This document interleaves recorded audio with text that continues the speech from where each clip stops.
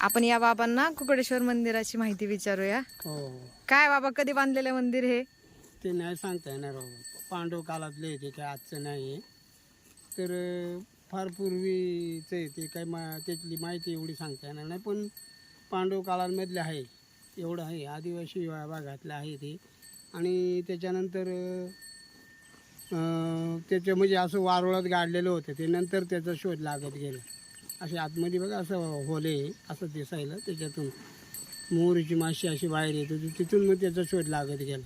ते कधी बांधलेले कधी नाही त्याचं काही सांगता येणार नाही. पुरलेलं होतं का खाली? हो हो, असं वारुळामध्ये होतं ते. कधी कधी शोधून काढलं मग ते? ते नंतर आता पूर्व काळामध्ये ते असे मोहरी काढणार नाही का, मध काढणारे ते, हा हा. त्याने असे शोध घेतला त्याचा. आणि मग त्याच्यानंतर ते कुठल्या राजानं बांधले का पांडवांनी बांधले त्यातली काही माहिती नाही सांगता येणार. मग इथल्या लोकांना पण माहिती नव्हतं का नाही, तिथं मंदिर आहे म्हणून? हो नव्हतं, असं झाकलेलं होतं.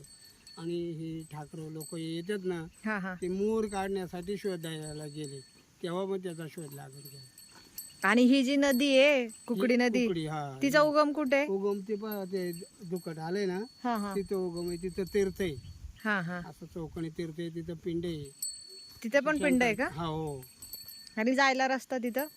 जायला असं पायऱ्या असते, असं हे नाही रस्ता. आणि इथे खाली गोमुख येते. गायमुख आहे ना तिथं खाली. हा, मग तिथून वरून जे उगम पावले तिथं, तर तिथून गुप्ती झाली. ते पुष्यवर्ताचं तुम्ही पाहिलं ना त्या नाशिकला, हो हो. मग तशीच परिस्थिती आहे इथं.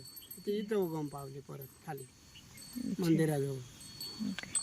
ते दुःख दिसतंय तिथे का हो, उगम? हो, दिसतंय तिथे. चालतंय बाबा, चला धन्यवाद. हा हा.